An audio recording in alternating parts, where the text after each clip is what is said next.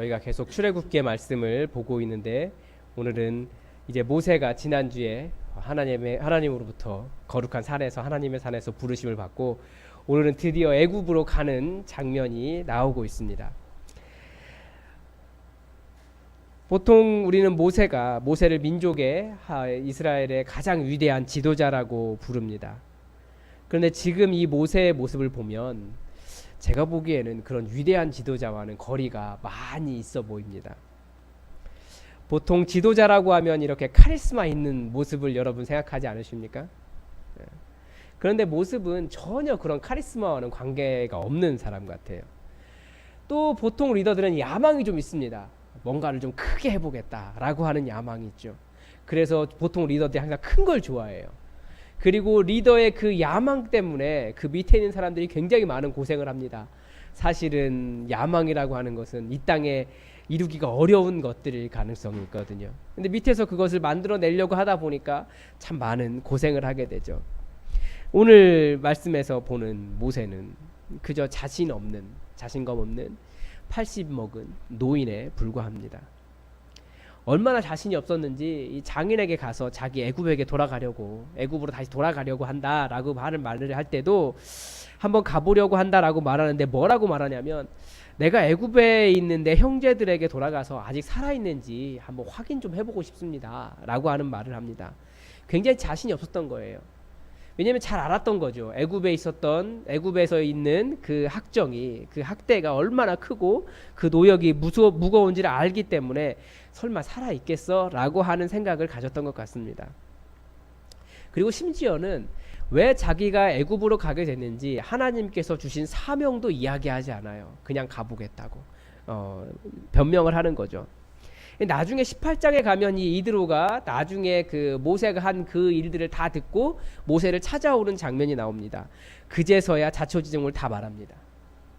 참 이 모습이 힘없고 자신없고 주저하는 늙은 할아버지의 모습밖에 저는 잘 보이지 않더라고요. 그런데 모세는 이 애굽으로 가는 것을 주저한 이유가 있습니다. 모세에게 애굽은 어떤 땅이었을까요? 모세가 이 미디안 땅에 와 있었기 때문에 이드로라고 하는 한 가정, 그 가정의 일원으로 용납을 받았어요. 그런데 그러면서 안정된 삶을 살아갈 수 있었습니다. 그러나 애굽이라고 하는 곳, 자기는 왕자로 살았지만 자기 주변에 있는 사람들이 자기를 왕자로 인정하지 않았어요. 왜냐하면 그 사람은 주워온 히브리 사람이었기 때문에. 자기 주변에 있는 가족도 자기를 받아주지 않고. 그런데 히브리 사람들은 또 반면에 저 사람은 혈통은 히브리 사람일지 몰라도 그 사람이 하는 짓은, 그리고 그 사람이 자라온 배경은 왕궁이었다. 저 사람은 우리가 다른 사람이야 라고 자기 민족에게도 소위 말하는 왕따를 당한 그런 사람이었습니다. 왕실에서는 눈에 가시 같은 존재였고 사람들은 누구도 그를 받아주지 않았기 때문에 결국은 그는 살인자가 되어서 그 땅을 도망할 수밖에 없는 사람이었습니다.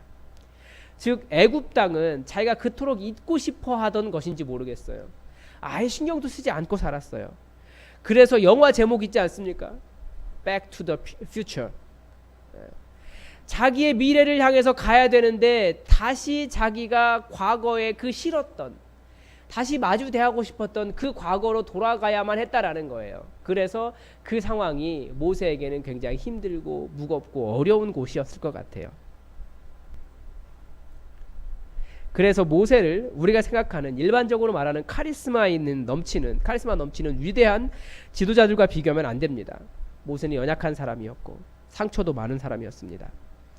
그런데 그런 사람이 그 어떠한 사람보다도 더 위대한 하나님의 일을 이룬 사람이 되었습니다. 왜냐하면 그는 하나님 손에 들려있는 지팡이와 같은 사람이었기 때문입니다. 지팡이는 아무것도 아니에요. 그냥 초라해요. 그러나 하나님 손에 들려있으면 하나님의 능력의 통로가 되듯이 하나님은 그 모세를 들어서 하나님의 일을 하게 하셨습니다.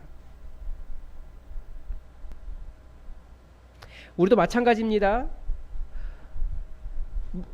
모세를 하나님의 일을 하는 사람으로 만드셨듯이 우리도 하나님의 일을 감당하라고 하면 두려움이 앞서는 사람들이에요. 앞에 서는 것도 두렵고 다른 사람을 지도하는 일에도 많은 어려움을 겪습니다.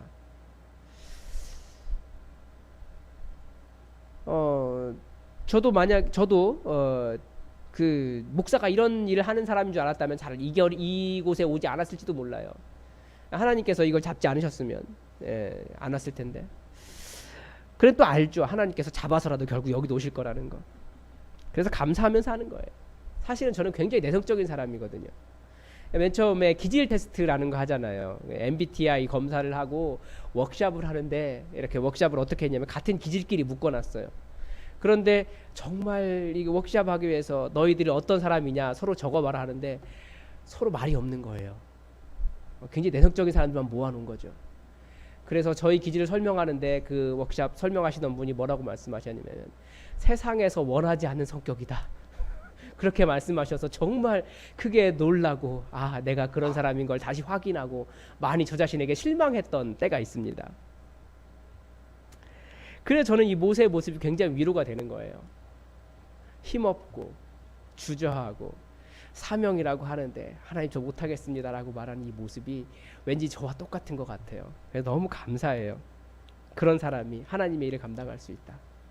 그리고 더군다나 자기의 큰 상처, 가장 큰 아픔, 자기의 트라우마로 가득한 그 땅을 향해서 가라고 하실 때 터벅터벅 가긴 하지만, 그래서 그렇게 하나님의 일을 이루는 그 사람의 모습이 정말 도전이 되고 감사한 것 같습니다. 그래서 우리가 사명을 가지고 있는 사람들이라는 것을 기억하셔야 됩니다. 우리가 이 예수 품한 교회를 우리가 같이 만들어 가는데 이 교회는 모두가 사명자예요. 한 사람도 오늘 집사님 기도하신 것처럼 우리가 모두 사명자로 서기 위해서 이 자리에 나왔어요. 한 사람이라도 그냥 교회 왔다 가는 사람이라고 생각하지 않으셨으면 좋겠습니다. 모세의 모습을 보면서 이런 사람도 하나님의 일을 하는구나, 이런 사람도 하나님의 위대한 일을 할 수 있구나, 우리가 그걸 다시 한번 돌아보았으면 좋겠습니다. 이 오늘 본문은 세 가지 지역이 세 번이 나와요. 하나는 미디안 땅, 아직 애굽 땅으로 가기 전에 미디안 땅입니다. 그리고 중간에 한 사건은 그 가는 중에 이제 미디안 땅에서, 여러분 보시기 아마 이렇게 가야 될 것 같아요. 미디안 땅에서 가는 중간에, 애굽으로 가는 중간에 한 번 있고, 그 다음에 애굽 땅에서 이런 일들을 보여줍니다. 그래서 우리가 지역에 따라서 어떤 변화가 있는지를 보았으면 좋겠습니다. 먼저 애굽 땅으로 출발하기 전 이 미디안 땅에서 있었던 일인데, 19절에서 하나님은 이 모세가 가지고 있는 가장 큰 두려움을 해결해 주십니다. 그것이 뭐냐면 애굽으로 돌아가라, 내 목숨을 노리던 자들이 다 죽었느니라. 목숨을 찾는 사람들도 아니고 목숨을 노리던 자들이라고 말하는 것을 봤을 때 이 모세가 이렇게까지 죽임을 당할 정도로 큰 공경을 당한 것은 아니었다라는 거죠. 그러니까 모세의 존재 자체가 그 왕실이라든지 주변 세계에, 그 왕 세계에서는 굉장히 큰 위험이 되었다라는 거예요.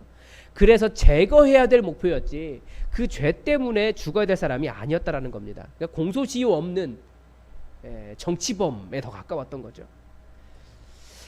그래도 하나님은 그의 마음을 가장 크게 누르고 있는 문제가 해결되었음을 말씀해 주셨습니다. 그런데 더 중요한 것은 그 땅에서 애굽으로 떠나기 전에 모세에게 가장 큰 변화는 그 어떤 것보다도 모세에게 사명이 주어졌다는 거예요. 우리는 모세를 보면서 어떤 지도자의 모습을 꿈꾸지만 모세는 지도자이기 이전에 사명자였다라는 거예요. 21절에서 23절에 보면 하나님은 모세의 사명이 무엇인지를 다시 한번 확인시켜 주십니다. 모세에게 주신 하나님의 사명은 이적을 다행하는 것이었고, 하나님의 백성 이스라엘을 애굽의 노예 상태에서 해방시켜서 하나님을 섬기게 하는 것이었습니다. 그 내용을 또 바로에게 전달하는 것이었습니다. 우리도 자녀들에게 계속해서 리더가 되라고 많이 가르칩니다. 이 리더가 되라는 말이 좋은 말로 해서 리더지, 좀 빠릿빠릿한 야망을 가진 사람이 되어라, 그런 말에 더 가까워요.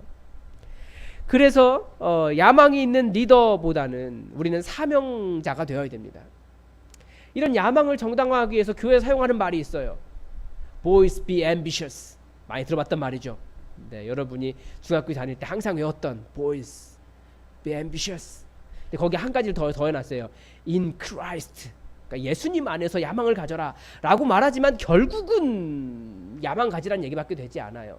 어떻게 보면 야망을 성취하기 위해서 예수님을 사용해라, 예수님을 이용해라 라고 하는 말처럼 드릴 때도 있어요. 그런데 신앙 안에서 가르쳐야 될 리더라고 한다는 것은 야망을 향해서 나아가는 사람이 아니라 주님 주신 사명을 향해서 나아가는 리더가 될 수 있도록 가르쳐야 된다는 겁니다. 야망을 가진 리더와 사명을 가진 리더는 달라요. 야망을 가진 리더는 잔인하게 사람들을 도구화하며 자기의 이익을 위해서, 자기의 이름을 위해서, 자기 명성을 위해서 나아가겠지만, 사명을 가진 리더는 그 어떤 것보다 하나님의 일을 위해서 나가는 겸손한 사람이 될 것입니다. 그래서 우리도 기억해야 됩니다. 우리는 야망이나 우리가 무엇인가 성취하려는 사람이 아니라 우리는 하나님의 사명을 이루기 위해서 이 신앙의 길, 이 교회의 길을 걸어가고 있다는 것을 먼저 기억해야 됩니다. 그래서 모세에게 떠나기 전에 다시 한번 너에게 사명이 있다라고 가르쳐 주신 겁니다. 우리 교회의 사명은 무엇입니까? 여러분 모두에게 제가 제시하는 사명은 무엇이냐면 우리는 모두가 리더가 되어야 된다는 겁니다. 다시 리더 얘기 나와서 곤란하시겠지만 목자가 되라는 얘기입니다. 저는 목자감이 아닌데요. 저 같은 사람이 어떻게 목자를 합니까? 그런데 보니까 목자는 성별도 관계가 없고 나이도 관계가 없고 뭐 학력의 관계도 없습니다. 그러니까 리더는 다 할 수 있어요. 그럼 목자의 사명은 무엇일까요?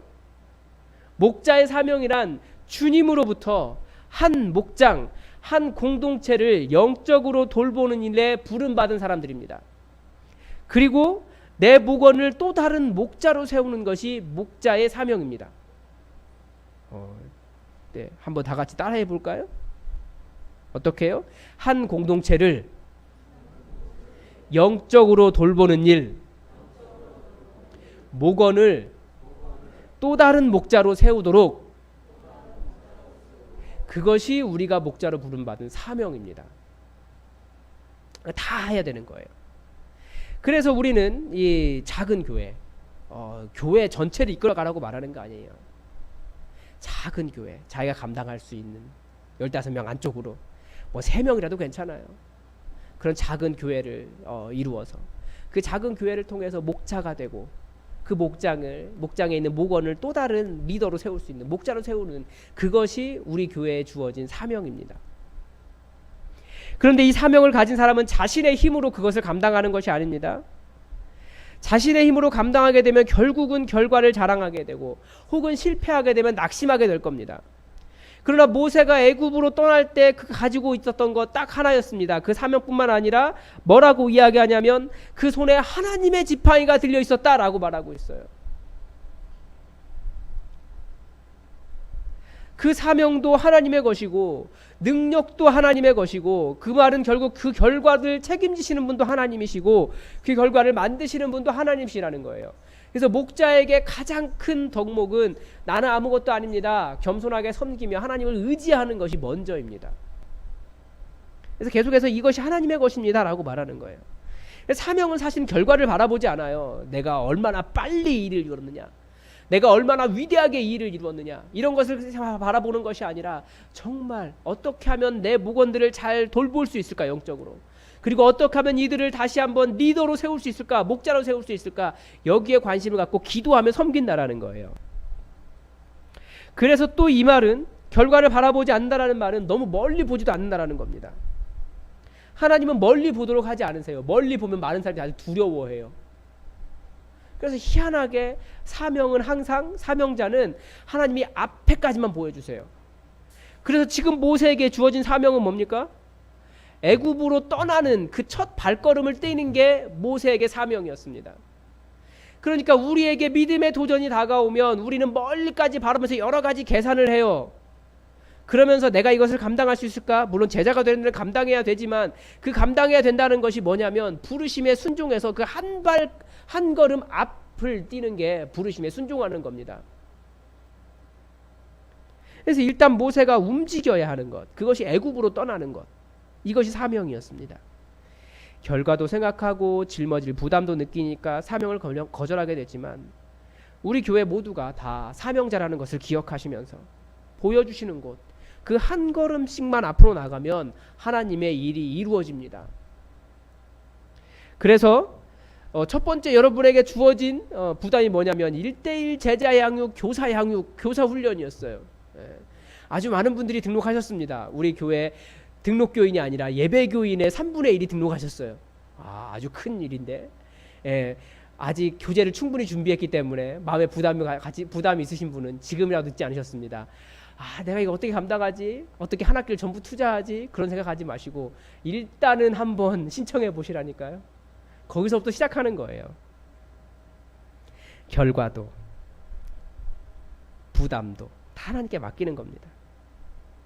모세의 손에 들린 지팡이가 하나님의 지팡이가 되듯이 명령 따라서 애굽으로 한 걸음 움직이니까 하나님께서 모세를 사용하실 수 있는 겁니다.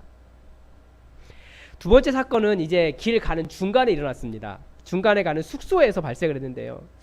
이 본문이 구약 성경의 아주 대표적인 난해한 구절 중에 하나입니다. 왜냐하면 너무나 사건을 축소해서 조금만 딱 기록해놨어요. 조금 더 설명해줘서 해줘야 되는데 다른 것들은 이야기를 많이 해놨으면서 왜 이 구절에는 이렇게 짧게 해놨는지 여러 가지 추측과 여러 가지 말들과 많은 이야기들이 오고 가는 그런 본문입니다. 왜 순종해서 길을 떠난 모세를 하나님이 죽이려고 하셨을까? 그런 거죠. 그래서 20절에서 보면 모세가 길을 떠날 때 그의 아내와 아들들을 데리고 애굽으로 갔다는 겁니다. 여러 논쟁이 여기서 발생해요. 뭐냐면 24절에 우리나라 말에는 24절에 뭐라고 되어 있냐면 모세가 길을 가다가 숙소에 있을 때 여호와께서 그를 만나사 그를 죽이려고 하신지라. 여기서 모세는 알겠는데 그가 누군가요? 우리가 다들 영어를 좀 하시니까 원래 서양어에서 이렇게 대명사는 가장 가까이 있는 것을 이야기하잖아요. 근데 문제는 뭐냐면 원문에 이 모세라는 말이 없어요. 그러니까 우리나라 번역하시는 분들이 번역을 하면서 이 모세라고 하는 단어를 여기에 넣어서 이 그가 모세다라고 읽도록 그렇게 장치를 만들어 놓은 겁니다. 번역을 하신 겁니다. 다른 번역들을 살펴봤더니 영어든 독일어든 헬라어든 다 여기에 모세가 없더라고요. 그냥 그가 그렇게만 돼 있어요. 그가. 그래서 이 문제를 해결하기 위해서 어떤 사람들은 여기서 여호와께서 그를 만나사 그를 죽이려 하신지라 해서 그가 모세의 아들이다 라는 이야기를 하기도 하는데 사실 정확하진 않아요. 왜냐하면 그 다음에 보면 이번에 25절은 계속해서 그의 아들, 그래서 그의 아들에서 그가 모세라는 것을 이야기하고 있거든요. 그래서 팽팽하게 이야기하기 때문에 잘 모르겠습니다. 목사가 잘 모르겠다라고 하는 말을 하면 괜히 자신 없는 사람이고 막 그렇게 이야기하는데 어쩔 수 없어요. 알 수 없어요. 안다라고 말하는 것 자체가 교만이에요. 그냥 모르는 것은 모른다고 말해야 됩니다. 그런데 모세가 조금 더 맞다고 생각해요. 제 생각으로는. 네. 문제는 뭐냐면 정확하게 알 수 있는 사실은 딱 하나입니다. 뭐냐면 이 아들이 아직 할례를 받지 않았다라는 거예요. 할례가 뭔지 아시죠? 하나님께서 이스라엘 백성들과의 사이에서 딱 한 가지만 언약을 맺으셨습니다. 왜냐하면 지금 이때가 이스라엘의 율법, 이스라엘의 계명은 언제 주어졌냐면 이 애굽 사건 이후에 시내산에서, 그러니까 출애굽 사건 이후에 시내산에서 주어졌습니다. 네. 그러니까 그 전까지는 아직 율법이 없었어요. 그렇기 때문에 이스라엘 백성이 되는 방법, 그 언약을 이루는 방법이 딱 하나 있었습니다. 그것이 할례였습니다. 성기의 표피 일부를 잘라서 자르는 거죠. 그 전에는 어떤 언약이 있었냐면 에덴 동산에서 언약이 하나 있었습니다. 뭐였습니까? 선악과를 따먹지 말아라. 선악과가 무슨 능력이 있나요? 선악과는 아무 능력이 없는 거예요. 할례에 무슨 능력이 있나요? 할례 자체에도 무슨 능력이 있는 건 아닙니다. 전부 다 언약이에요. 그 언약을 지키고 있으면 에덴 동산에서도 살아남을 수 있는 거고, 그 언약을 지키고 있으면 그 땅에서 하나님의 자손으로 살아갈 수 있는 겁니다. 그게 할례라고 하는 언약이었어요. 그런데 창세기 17장 14절에 창세기 17장에 보면 이 할례에 대한 이야기가 나오는데 하나님의 백성이 되는 언약, 표징이라고 말을 하고 있어요. 대대로 모든 남자는 태어난 지 8일 만에 할례를 받아라. 내 언약이 너희 살에 있을 것이다. 모세는 태어나서 3개월을 집안에 있었기 때문에 모세는 할례를 받았을 거예요. 그런데 그 아들 게르솜은 아마 받지 않았던 것 같습니다. 그래서 17장 14절에는 할례를 맞지 아니한 남자 곧 포피를 베지 아니한 자는 백성 중에서 끊어지리니 그가 내 언약을 배반하였음이니라. 그래서 할례 때문에 하나님 백성이 되지 못하고 심지어는 그 백성에서 끊어지는 일이 일어난다고, 그것이 언약이라고 가르쳐 주신 겁니다. 대대에 있을 언약이라고 말한 겁니다. 그래서 이스라엘 백성들로 한번 할례를 행할 때가 있어요. 언제냐면 가나안 땅을 건너가서, 드디어 가나안 땅 정복 전쟁을 해야 되는데 이 사람들이 요단강을 건너가서 이제 전쟁을 시작한 것이 아니라, 전쟁이 아니라 그 자리에서 할례를 행합니다. 왜냐하면 40년 동안 할례를 행하지 않았기 때문에. 그러니까 적군을 앞에 두고 위험을 감당하고 있는 거예요. 왜요? 그 거룩하고 언약을 지켜야만 하나님의 일을 성취하는 하나님의 백성이 될 수 있기 때문에 그렇습니다. 그래서 하나님께서 이 모세가 이제 하나님의 일을 감당하기 위해서 애굽 땅으로 동쪽에 가는데 그 아들을 만나신 거죠. 그리고 그 아들을 보면서 이 아이가 하나님의 백성이 온전한 언약의 사람이 되기를 원하신 겁니다.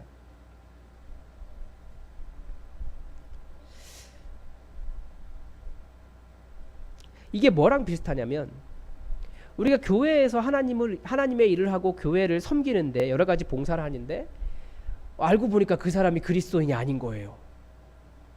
뭐 가능하죠. 교회에 일하고 섬기는 것은 꼭 그리스도인 아니어도 충분히 할 수 있는 것 같아요.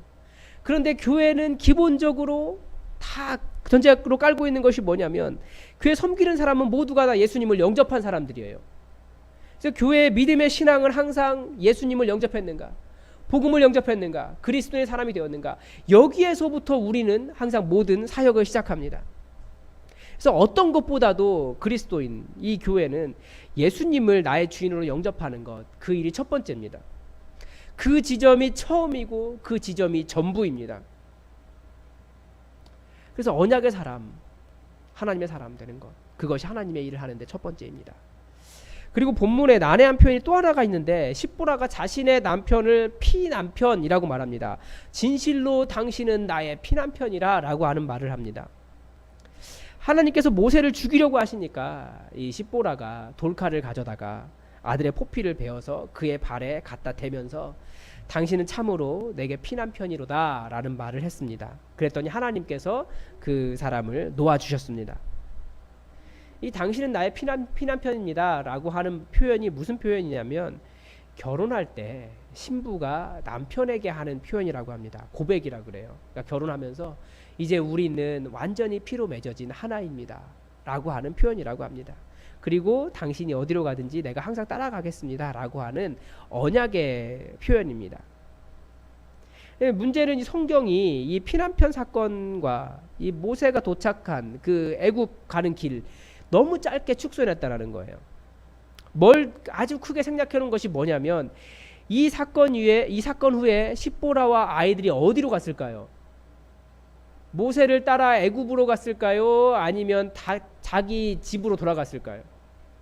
성경 기록하지 않고 있는 거예요. 그런데 다시 이드로가 모세를 만난 18장에 가면 이드로가 이 아내 십보라와 두 아이를 데리고 모세를 찾아옵니다. 그러니까 이 사건 이후에 이 세 사람은 집으로 돌아가요. 그런 이야기를 하지 않은 거죠. 그러니까 모세는 혼자 애굽으로 갔습니다. 그러니까 제 견해로는 하나님께서 십보라와 아들들을 애굽에 함께 가지를 원치 않으셨던 것 같습니다. 그러나 이 아들에게 할례를 행함으로써 자신과 자녀들도 당신 모세와 히브리 사람들과 함께 하겠습니다 라고 하는 결단을 한 것으로 읽을 수 있습니다. 즉 그 언약 안에 나도 들어가겠습니다. 할례라고 하는 그 언약 안에 나도 들어가겠습니다. 내가 당신이 가는 곳을 따라가겠습니다 라고 하는 헌신을 보여주고 있는 겁니다. 우리 모두는 다 예수 그리스도를 믿는 예수 그리스도라고 하는 언약 안에 들어있는 사람입니다.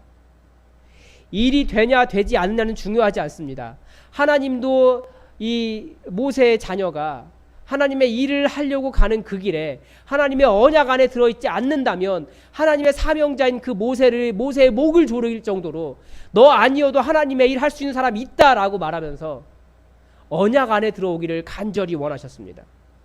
그러니까 우리가 교회에서 얼마나 큰 일을 이룩하느냐, 우리를 통해서 교회에서 무슨 일이 이루어지느냐, 경영적인 능력이 뛰어나고 혹은 헌금을 많이 하고 아니면 뭔 일이 능력이 많아서 많은 걸 섬길 수 있느냐, 이 그 어떠한 일보다도 더 중요한 것은 우리가 진짜 예수 그리스도의 사람이 되었느냐, 예수님을 믿는 자가 되었느냐, 이것이 교회에서는 더 중요하다라는 거예요. 근데 많은 교회들이 사실은 이 일로 사람을 바라봐요. 그래서 대어가 왔습니다 이런 말 하잖아요. 그러니까 능력 있는 사람. 뭐의 능력이에요? 대어니까 헌금 많이 할 사람, 뭐 그런 사람 찾아요. 그런 사람 전도하면 성공한 것처럼 이야기해요. 아니요, 우리의 성공은 거기에 있는 것이 아니라 예수 믿는 사람 찾는 거예요. 어떻게든지 그 사람이 예수 믿게 되는 것이 우리의 목표고 우리의 기쁨이지, 일 많이 시키고 헌금 많이 하고 무언가 교회에 기여할 것 찾는 것이 아닙니다. 그래서 작은 교회가 굉장히 중요해요. 큰 교회는 사실은 운영하려면 계속 필요한 게 돈이잖아요. 그럼 사람을 돈으로 바라보게 되어 있어요. 그것이 아니라 우리 교회는 딱 사이즈가 좋죠? 물론 우리가 여기서 멈추지는 않을 것 같아요. 여러분의 열정이 절대 여기서 멈추지는 않을 거지만, 그러나 교회는 기본적으로 이 언약 안에 들어있는 것을 제일 중요하게 여긴다는 것을 기억하시고, 사람을 일로 바라보지 마시고 도구로 바라보지 마시고 돈으로 바라보지 마시고 무엇을 할 수 있느냐로 바라보지 마시고 하나님의 언약 안에 들어갈 귀한 영혼으로 먼저 바라보시기 바랍니다. 또 하나는 이제 애굽 땅으로 가는 건데요. 이제 그것이 어디서 끊기냐면 27절에서 끊겨요. 근데 27절은 굉장히 이상한 표현을 하고 있습니다. 여호와께서 모세만 만나 주신 것이 아닙니다. 아론도 만나셨어요. 잠깐만요. 여기서 이제 커트 편집 좀 하나 잡고요.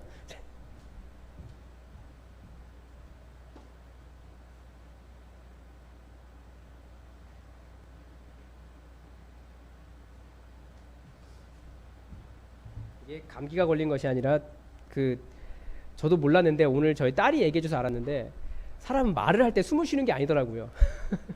말은 계속 호흡을 내놓는 거기 때문에, 그럼 코가 가만히 멈춰 있으면 이상하게 콧물이 나요.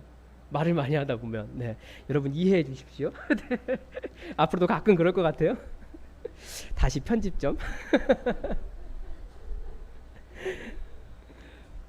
27절에 매우 이상한 표현을 쓰고 있는데, 이 모세만 만나 주신 것이 아니라 아론도 만나 주셨어요. 그래서 아론에게 이렇게, 아론을 모세가 먼저 가서 아론을 만난 것이 아니라 아론이 하나님의 산으로 왔다고 되어 있습니다. 광야에 가서 모세를 만났는데 그가 가서 하나님의 산에서 모세를 만났다라고 되어 있습니다. 하나님의 산이 어디냐면 모세가 부르심을 받은 호렙산이에요. 그러니까 아론이, 애굽 땅에 있던 아론이 그 광야까지 와서 그 호렙산에서 모세를 만난 거예요. 그 하나님의 산에서. 계속해서 그래 출애굽기는 하나님의 산을 중심으로, 이 신의 산 호렙산을 중심으로 계속 역사가 움직이죠. 그래서 그곳에서 하나님께서 모세에게 주신 말씀을 다 아론에게 설명하고 둘이 함께 애굽 땅으로 간 것으로 보입니다. 그런데 아론 앞에서는 보여주지 않았던 이적들을 장로 앞에서 행해요. 그러니까 이 이적을 통해서 백성들이 여호와 하나님이 모세를 그들에게 보내셨고 여호와께서 이스라엘 자손을 찾으시고 그들의 고난을 살피셨다는 것을 알게 됩니다. 모세의 입장에서 가장 큰 두려움이 뭐였습니까? 제가 간다고 해도 그 사람들이 하나님께 저를 보내신 것을 믿지 않을 겁니다 라고 생각을 했었던 겁니다. 그때 무슨 말씀을 드렸냐면, 실체가 없는 것 때문에 미리 두려워하지 말라고 말씀드렸어요. 그러니까 그 사람들이 자신을 받아준 것 때문에 모세는 굉장히 큰 위로가 되었을 겁니다. 그래서 사명자는 미리 걱정하는 사람이 아니에요. 물론 미리 걱정하면 여러 가지 준비도 성실하게 할 수 있을 겁니다. 그러나 하나님의 말씀을 따라가고 하나님의 일을 하면 하나님께서 해결하신다고 하는 믿음을 가지고 있어야지, 미리 근심하고 걱정하느라 짐이 너무 무겁다느니, 일이 부담스럽다느니 그런 말을 하면서 사명을 위해서 한 걸음을 떼지 못하는 그 두려움을 갖는 것은 사명자가 할 일이 아닙니다. 그래서 말씀은 뭐라고 이야기합니까? 하나님의 부르심에는 후회하심이 없느니라 라고 말하고 있습니다. 가끔씩 우리 모습을 돌아보면 하나님 잘못 부르신 것 아닙니까? 생각할 때가 있습니다. 목사인 저도 그래요. 하나님 잘못 부르신 것 아닙니까? 그런데 끝까지 하나님의 부르심에는 후회하심이 없느니라. 하나님께서 부르셨기 때문에 한 걸음 뛰었더니 하나님께서 역사하시는 것이 있고요, 그 일을 감당하게 하시는 것이 있고요, 하나님의 위로가 있어요. 그래서 목자가 되었든 교회의 다른 직분을 맡았든 두려워하지 마시고 한 걸음씩 감당하면 하나님께서 세워주시는 것을 경험할 수 있을 것입니다. 그런데 오늘 마지막으로 오늘 말씀의 마지막 기록이 정말 우리에게 큰 깨달음을 줍니다. 뭐냐면 31절인데요. 백성이 믿으며 여호와께서 이스라엘 자손을 찾으시고 그들의 고난을 살피셨다함을 듣고 머리 숙여 경배하니라. 우선 백성들이 하나님께서 드디어 우리를 보살펴 주시는구나 하면서 기쁨을 표현하거나 환호성을 질렀다 이렇게 기록하고 있지 않아요. 저 같으면 아마 엉엉 울었을 것 같아요. 이렇게 힘들었는데 드디어 하나님께서 우리를 돌봐주시는구나. 그것도 아니에요. 이 사람들은.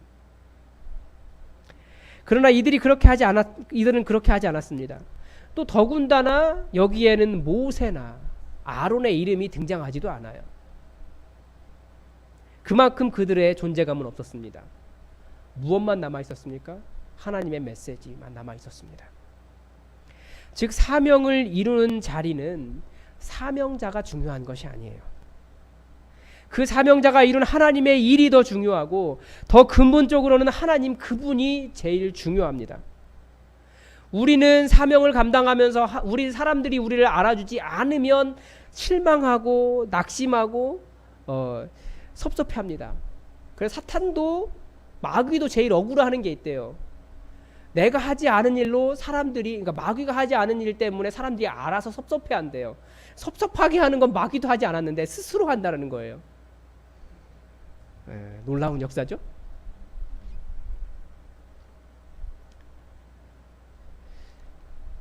우리는 사람들이 안 알아주면 말이 섭섭해해요. 이 지점이 사명자가 사명을 잘 감당하고도 넘어지는 지점입니다. 아마 처음에는 겸손하게 목회를 잘 하시던 목사님들이 넘어지는 지점도 여기인 것 같습니다. 사람들이 알아주기를 바래요. 내가 이만한 일을 했다고. 안 알아주면 실망하고 그래서 자기 이름 드러내려고 일을 하고 자기가 주인공이 되려고 하는 사업을 많이 일으킵니다. 그래서 저는 주보에 담임 목사 최철규라고 하는 그 한 구절이 그것이 쓰여 있는 것을 볼 때마다 굉장히 조심스럽고 마음에 두근두근 떨림이 있어요. 왠지 미안한, 혹시나 하는 두려움이 있습니다. 왜냐하면 어쨌든 사람들이 예수품안교회를 생각할 때 예수품안교회 최철규 목사 이렇게 생각할까 봐 하는 두려움이 있는 거예요. 예수품안교회는 저의 교회도 아니고 제가 주인도 아니고 어떻게 하든지 예수품안교회는 하나님의 말씀만 남아있으면 좋겠는데 메신저가 남아있는 곳이 아니라 하나님의 말씀이 남아있는 곳이었으면 좋겠는데 우리는 메신저를 먼저 생각한다는 겁니다. 그래서 우리 교회는 메신저인 제가 주목받지 않고 하나님의 말씀이 주목받는 교회였으면 좋겠습니다. 그렇게 되기 위해서 여러분 모두가 다 사명자로 서셔야 됩니다. 저는 제 영역에서 말씀을 전하는 일을 감당하고 양육을 감당하지만 여러분도 여러분의 사역을 감당해야 돼요. 양육 사역을. 그래서 저 교회는 모두가 다 사역자구나 라고 그렇게 인정할 수 있는 그런 교회를 만들어 가시기 바랍니다. 목장도 마찬가지입니다. 목자가 아주 중요해요. 그러나 목자의 사명이 그 공동체를 영적으로 돌보고 또 다른 목자를 세우는 것입니다. 사명을 감당한 사람이 큰 일을 행할 수도 있어요. 그래서 말씀은 뭐라고 이야기하냐면 누가복음 17장에 예수님께서 이 일을 뭐라고 말씀하시냐면 믿음과 관계에서 이야기하세요. 너희가 겨자씨 하늘 만한 믿음이 있으면 무슨 일이 일어난다고요? 나무에게 뽑혀서 바다에 심기우라 하면 그 뿌리째 뽑혀가지고 그 나무가 거기 심길 거라고. 너희가 그렇게 큰 일을 이룰 것이라고. 그러나 그 모든 일 다 끝나고 난 다음에 종이 고백할 수 있는 것은 뭡니까? 그 이런 일 다 행하고도 저는 무익한 종입니다 라고 말하게 될 거라는 거예요. 사명자는 하나님의 일을 감당하는 거기 때문에 하나님의 일을 아주 크게 이루고 성취할 수 있을 것입니다.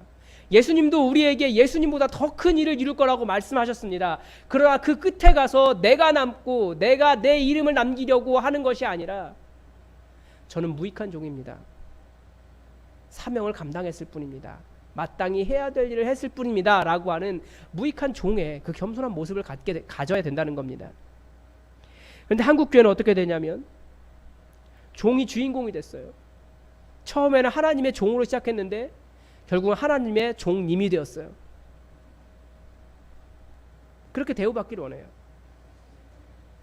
그래서 우리도 끊임없이 나보다는 하나님의 사명에 집중하는 진정한 종으로서 하나님의 사명에 집중하지 않으면 나의 공로를 생각하게 되고 섭섭하게 되고 무익한 종의 자세를 갖지 못하게 됩니다. 저는 무익한 종입니다. 시키신 일을 감당했을 뿐입니다. 이런 겸손함과 사명감으로 하나님의 일을 감당하시기 바랍니다. 우리가 큰 지도자, 리더가 되어야 한다고 배웠습니다. 그러나 사명감이 없는 리더는, 사명감이 없는 지도자는 오히려 공동체에 더 큰 해악을 가져옵니다. 그래서 리더의 자리로 올라가면 올라갈수록 자리와 내 이름보다는 더욱더 사명에 집중해야 됩니다. 내가 얼마나 잘할 수 있나라고 하는 부담도 내려놔야 됩니다. 공동체를 잘 돌보고 또 다른 리더를 키워내는 일을 자기의 사명으로 여겨야 됩니다. 그러나 우리는 사명을 생각하면 항상 일을 먼저 생각하는데 하나님의 일은 일이 중심이 아니라 하나님께 사용하시는 사람은 예수님을 제대로 믿는 예수님의 사람이 되어야 한다는 것을 꼭 기억하시기 바랍니다. 먼저 복음에 뿌리 박는 믿음의 사람이 되어야 합니다. 또한 사명자는 자신이 주님 주신 사명을 감당한 마땅히 해야 할 일을 한 무익한 종이라는 겸손함을 또 가져야 됩니다. 사명을 감당할 때 다른 사람들이 나를 알아주지 않아도 내 이름이 드러나지 않아도 내가 그 일 때문에 대우받지 못해도 겸손하게 사명에 집중하여 하나님 주신 사명을 감당하시기 바랍니다.